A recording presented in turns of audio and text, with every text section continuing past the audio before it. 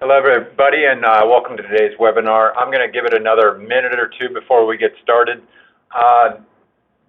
Just for those that have never been on before, the phone lines are not open, but if you have any questions, please feel free to type them in the attendee chat.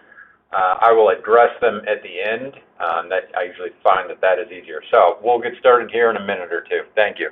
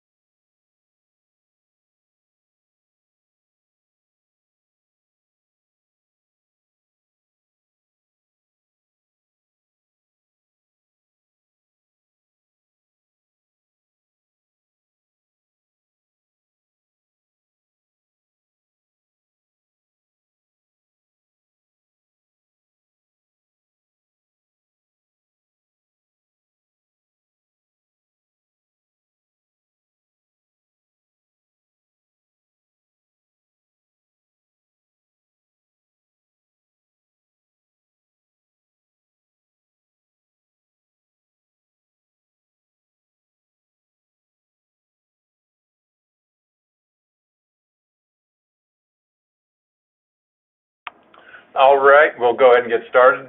Again, welcome to the presentation on cybersecurity for churches. I'm Gerald Sink, the Director of Loss Control for the Insurance Board. Thank you, everybody, for joining.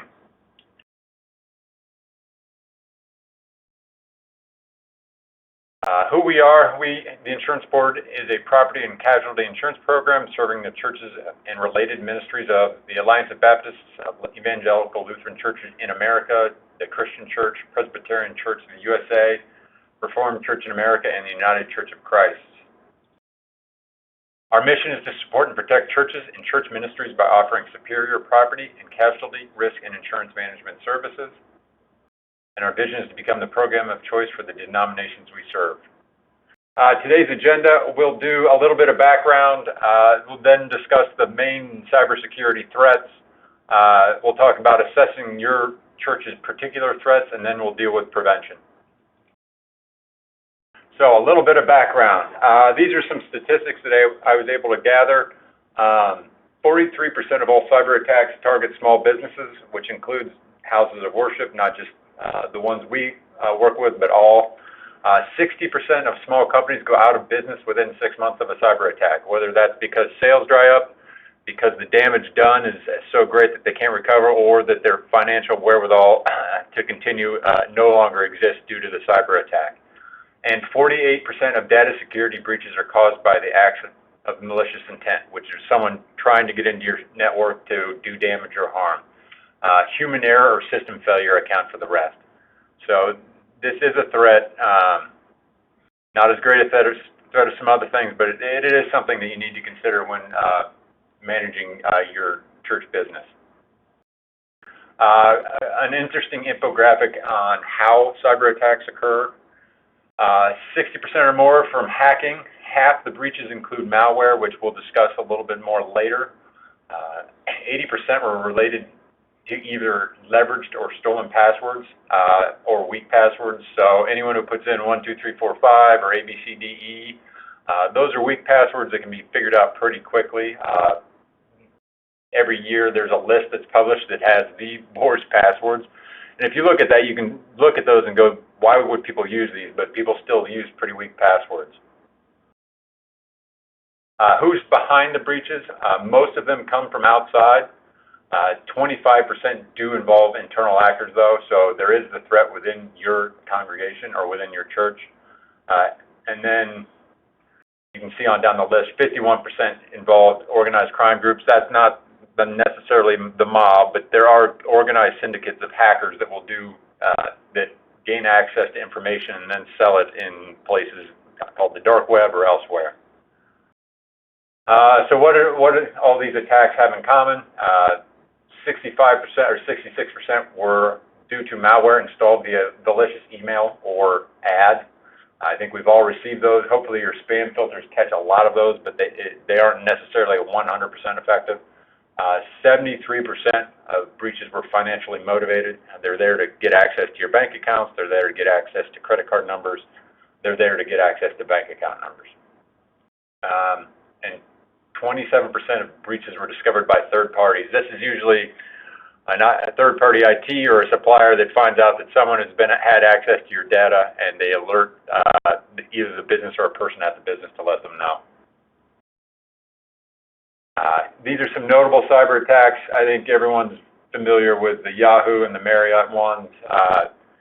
eBay had a pretty significant attack in 2014 as well. And then Facebook last year with its release of information, that was very newsworthy.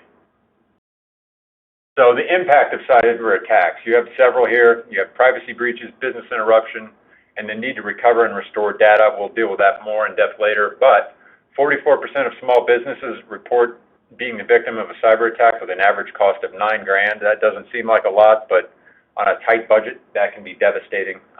59% of small to medium businesses do not have a plan to respond to a hack, and that is something we hope to be able to address through this webinar today. So, some common cybersecurity threats. Computer virus, I think everyone on the phone is pretty familiar with these. You open up an email and it's infected and it downloads to your computer and it can do damage to your files. It can steal data, it can corrupt your settings, and it can generally slow your computer down. A lot of people have probably had these over the years, and they can do quite a bit of damage.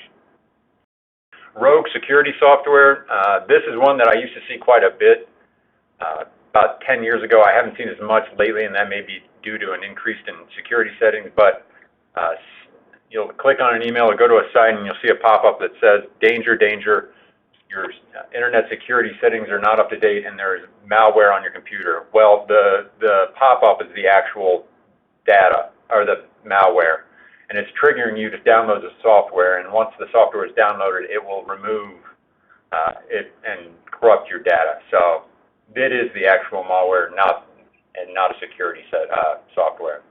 The Trojan horse, these are keyloggers that gain access attached to a separate file. So you download what looks to be a legitimate file, and attached to the download is a Trojan horse that can either log your keystrokes, or it can hijack your webcam, or it can steal sensitive data from your computer as you use it. These are very prevalent. And the Trojan horses are one of the reasons why even Mark Zuckerberg puts a Post-it note over his laptop camera, because he doesn't want someone having access to his webcam and viewing him or his surroundings or what he's doing. The next one is adware, spyware, or malware. Adware can be legitimate, and I think we've all seen user agreements where they track your cookies. They're just tracking your web traffic so they can try and tailor products to what you're looking at. Amazon does this. It is a legitimate way to do business. But along with the good comes the bad, or the spyware that track your traffic and can look at email addresses you're sending to. It can track passwords and can track credit card numbers. Ransomware, this is a big one. This is where someone gains access to your computer and locks all the files or all the important files, and a pop-up appears and says you have 48 hours to pay us however many Bitcoin usually, or whatever cryptocurrency they choose, or we will wipe out your entire system. And usually the sum is low enough that you can pay it, and it's painful, but you're not gonna not pay it because it's so expensive. The average I've seen is $500 to $2,500 in ransom there, and those are usually amounts that you're willing to pay. The biggest headache here, other than being trapped, is that you have to find out a way to get the Bitcoin. Phishing and spear phishing. Phishing are the emails you get. They're asking you to click on a link or to update information, and they're looking for passwords, usernames, and credit card numbers. Spear phishing is when someone on the staff will receive an email that looks to be engineered to look like it's come from a senior person at your church or your company, whatever the case may be, and it's saying wire X amount of funds to such and such bank account, I'm in a hurry. They're engineered to look legitimate, and they're engineered to gain access to financial information, to funds, or some other data as their needs may be. Here's an example of a phishing email. It looks legit, tries to look legitimate with the FedEx logo up top, but if you look at some of the items we pointed out here, the user email does not match up with a FedEx address. They're not using a name. Their spelling is incorrect. There's bad grammar, and the email may be out of date. So they're getting more sophisticated, but there still would be items on that page that are a dead giveaway that it's not a legitimate email. Here's another example from, this one's from the IRS. The link that's on there, if you mouse over it, it will be a link to a website that doesn't even resemble who the email is from.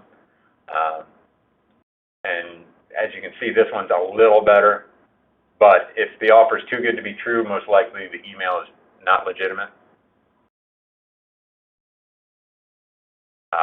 Next item that you have to worry about is spoofing, also called a man in the middle. This is someone listening in or eavesdropping on communications. Usually this is IP spoofing or Wi-Fi hijacking. Someone will gain access and look at the data as it travels over the network to gain access to information that could be valuable to them. And then denial of service attacks. I don't know that this is a real issue in the worship space, but someone will bombard your website with data to send it down, and this is usually prevalent in the retail space, but it could make its way into other areas as well. So, what's the first thing you need to do? You need to assess your risk. How should churches with limited resources and budgets protect themselves? Most times churches don't have unlimited means to invest in IT and other resources to prevent hijacking of data or access to data. So in many cases, good prevention and planning is the way to go. So first, you need to assess your risks. Do you have assets that hackers want? Most likely, yes. Are church computers or mobile devices vulnerable to cyber breaches? Yes. Are best practices in place? That's something you'll need to evaluate with senior leaders, and are senior leaders prominent members of the community? The reason I ask that question is several times the engineering spearfish attacks will revolve around very prominent individuals who have information that is readily available. That makes it easier to engineer the email to look like it would come from that person, and they can send it to a staff member who wouldn't be able to recognize it. It's not necessarily from the prominent individual.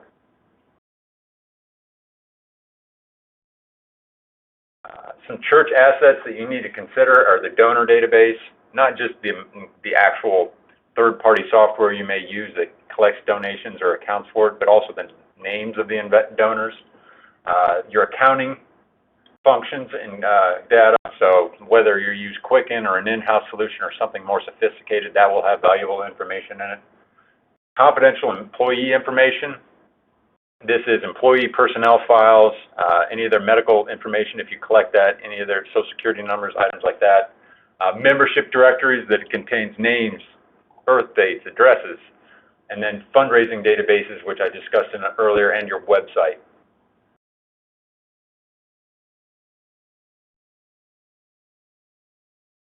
Where are your vulnerabilities?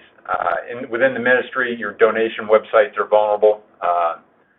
So third parties may want to gain access as an admin to that particular database and try to route the funds elsewhere. You want to make sure you have strong passwords to prevent that. Your website and social media accounts are vulnerable. They can do reputational harm if they're altered or destroyed. Your cell phones, people can hack those and look at the data, and your Wi-Fi network is also vulnerable. People can pick up, as I mentioned earlier, people can spoof the network and pick up that information that way. And then, as I mentioned earlier, your small business applications are vulnerable. Your accounting and management records, your emails, your network computers and your Wi-Fi, and your website are all vulnerable points that can be hacked. These are some of your exposures that you should consider when evaluating your risks. Fraudulent funds transfer. So if someone spoofs an email and says, please transfer X funds to X account, that's one thing people like to do. The engineering and impersonation fraud goes into that. That's the spear phishing.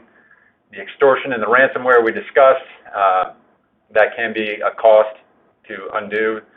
Damage to your digital assets, the time and money it takes to recreate anything that could be lost in a cyber attack or a computer virus can be very costly, and some stuff may not be recovered. Business interruption. If the cyber attack puts your computer network down, what is that going to do to your running of your ministry? Is that going to cause a delay? Is that going to cause harm? Is that going to cause financial harm? Is that going to cause reputational harm? Those are things you need to consider. The data breach and privacy. So if you're breached and your donor database or your employee database is breached, do you need to provide notice? Do you need to provide credit monitoring? Those are things you'll need to look at. And then your website media liability. This is mainly advertising issues and maybe some libel or slander should someone post something on your website or on your social media account that you didn't intend to be there. So, prevention.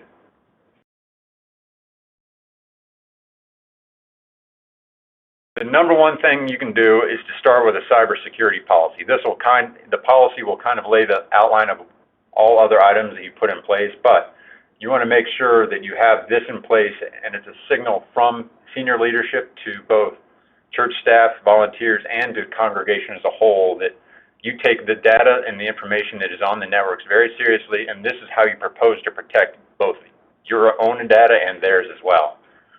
So a policy statement, this is something you can publish both internally and external that says, this is our guiding principle of how we're going to operate with our protected data.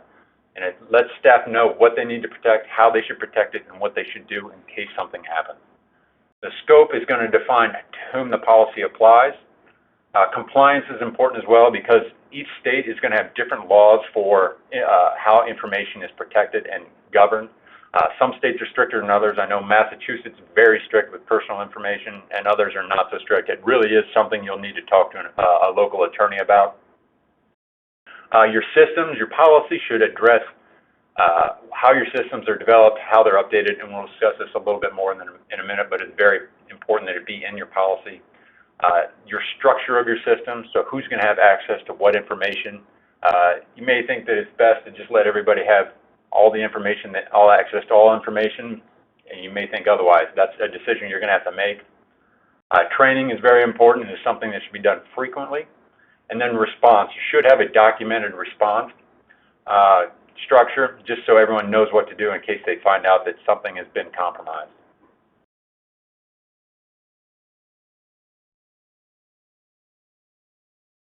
So, your policy statement.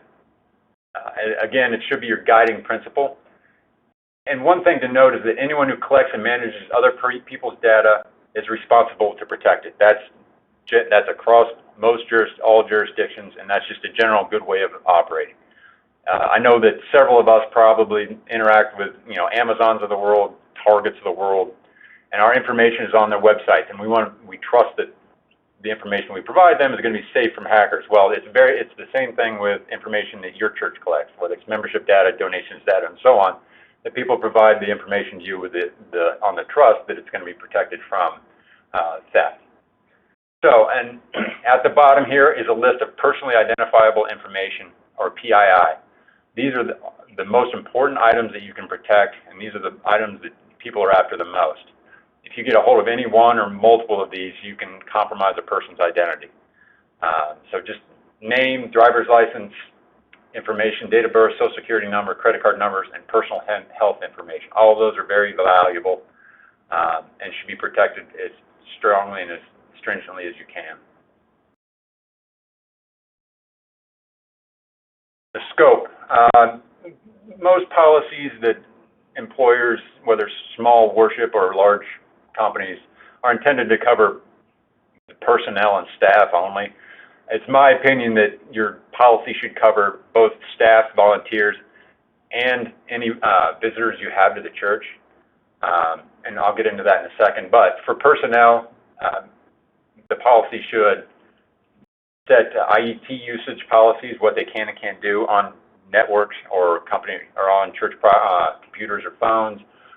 It should have regulations around sharing passwords. It should have regulations around which Wi-Fi they use. And as I mentioned here, you should have a separate office-restricted Wi-Fi that is for employees and volunteers only. The passwords on that should change frequently as well. And the policy should apply to guests and any vendors that would use the network as well. You should have a separate network for them. It should have a content filter that keeps people from browsing sites that are unsavory or that you don't want on your network that may invite damage. And then you should consider having a terms of use agreement as a prerequisite to getting onto the network. For anyone that has traveled in the last 5 years and stayed at a hotel and used hotel Wi-Fi, that is the agreement. You'll have to sign on a daily basis to be able to use the hotel Wi-Fi that says, this is what you agreed to, this is what you agreed not to do, this is how you agree to operate. That is something that is pretty common and should really be considered as a prerequisite to allowing anyone onto your network. Compliance.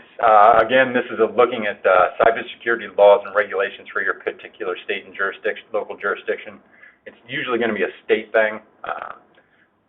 Some states are more stringent. Usually it's on the coast. In Illinois, they're very stringent. Colorado is starting to get a little more stringent as well. But they govern what you need to do at a minimum if you're going to have all this information available. Before implementing your policy, you should ask an experienced attorney to review and comment on your policy. They'll let you know if your policy is compliant with local law and if it needs to be beefed up at all, or if it's even practicable for your congregation to put into place. Systems. This is probably one of the most important pieces, and several of these are common sense to the point that you would do them at your own home, but they seem to be overlooked in the church setting sometimes. So the policy should dictate that all computers are kept up to date and have patches on their software on a regular basis. An antivirus product should be on each machine and server. A firewall that limits unauthorized access to the network should be in place. I think if anyone has any questions on these, just type it into the chat and I'll get to it. Filtering on all network, this is, filters out websites that aren't allowed. So anyone that's been on a company website and they try to go to some particular site that they think's innocuous, they get that filter that says this is blocked by your company's content filter. That's what that is. Password parameters, these are becoming more and more stringent. If anyone's done banking online in the last 5 years, you've noticed them go from 8 letters and 1 number to multiple characters, multiple digit characters with numbers, letters, uppercase, lowercase, and the special characters. Something in those ranges, it's really a business decision as to how stringent you want those to be.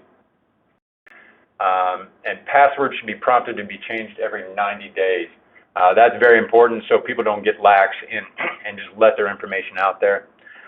One recommendation that I don't have on the sheet, but I've seen several people ask, there are password managers out there that do a lot of this. So something like a LastPass will generate passwords for you that are very long, very difficult to remember. But as long as you remember your login to the LastPass or whatever software or password manager you choose, you're able to gain access to all your other passwords through that, and everything is secure as long as your LastPass is secure.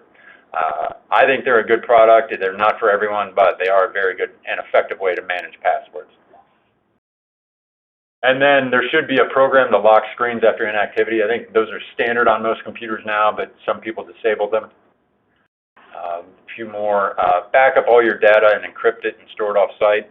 This helps in case, so if someone gains access and wipes out your computers and they're active, if it's backed up off-site to a couple of days old, you'll be able to restore to a couple of days and minimize your losses. And you want to encrypt it so that when it's transported, no one can just see it as it moves from one location to another. I think this was an issue with one breach. I can't remember exactly which one it was, but whatever company it was backing up its data to an Iron Mountain in West Virginia, facility in West Virginia, and when they were sending it there, they weren't encrypting it, so anyone who was sitting in between they tried to gain access to the transfer wouldn't have been able to see the unencrypted data. Old PCs and backups should be disposed in a professional manner, not just thrown out, not just donated. They need to be professionally wiped, and most times I recommend shredding the hard drive. Same with copier hard drives. Those should be wiped and shredded if possible, and then there should be an IT recovery plan in place. This is a business recovery plan, so your computer systems go down. What is your plan on how to get them back up?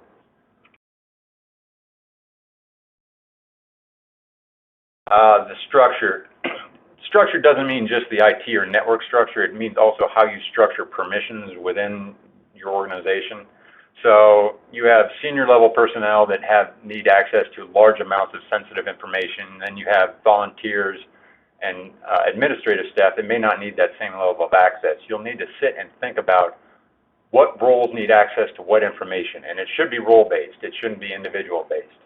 If an individual spans multiple roles and needs access to multiple pieces of information, you can assign multiple roles to that one individual to help them accomplish what they need. But the conversation should be around what does the pastor need? What does the admin need? What do volunteers in the preschool need? What do volunteers in thrift shop need? What do they need access to, and what are we going to provide them on the computer network? And you can gear your access to information around those roles. And this should help align information with job responsibilities. It's always something that can be revisited and updated as you need. Training, this is in my mind one of the most important pieces. You can have the most eloquent and well-designed policy and procedures manual in the world, and you can have the best IT infrastructure in the world. If your employees and your staff aren't well trained on both and how to use their computers, it will all be for naught. So your policy should communicate best practices in order to limit the potential attacks and to limit any damage should an attack happen. Attacks will happen. They may or may not be a human error, but someone may send an email that is a spoofing email or whatever, and someone may accidentally click on something because we're all very busy. You need to know employees need to know what to recognize and do if they see that.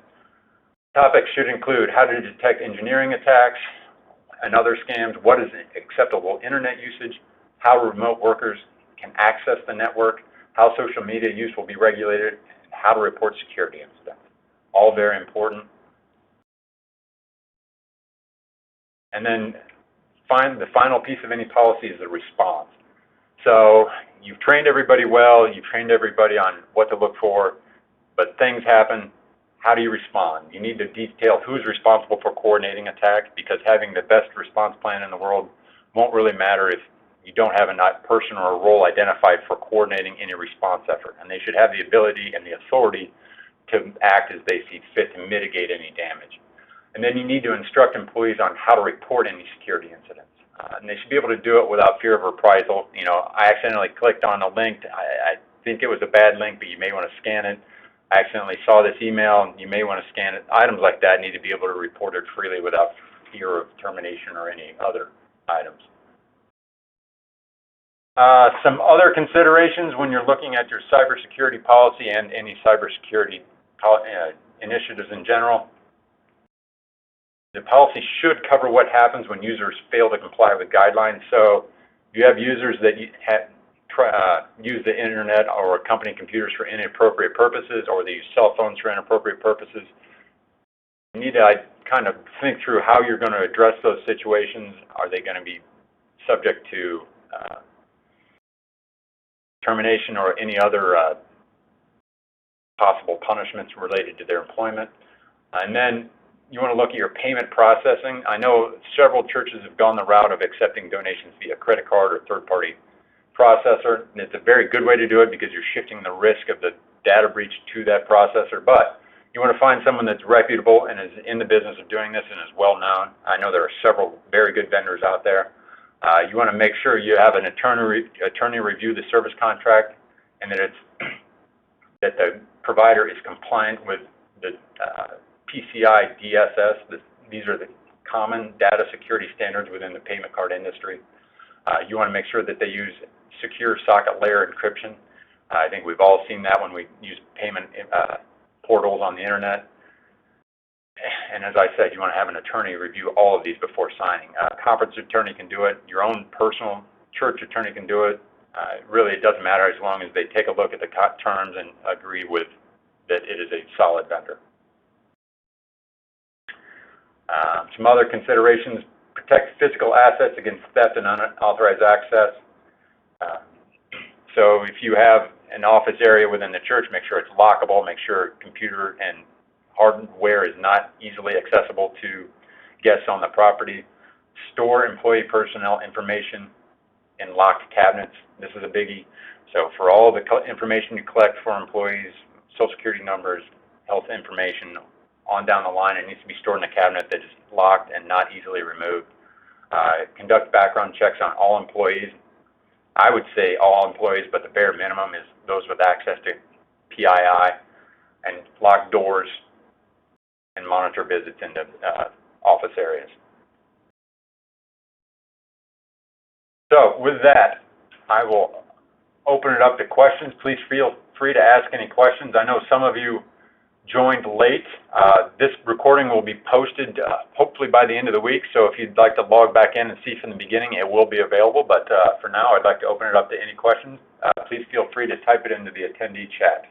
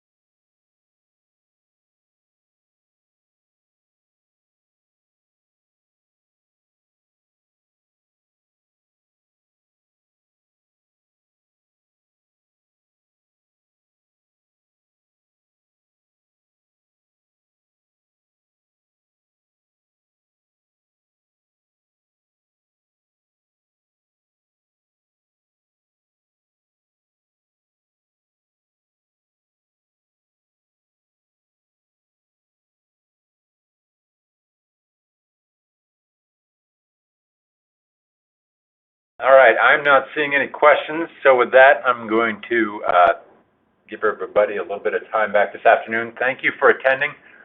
If you have any questions, you can always reach out to me directly, losscontrol@insuranceboard.org, or you can call me at 216-736-3248. Happy to answer any questions you have about this topic or any other loss control related item. Thank you again and have a good day.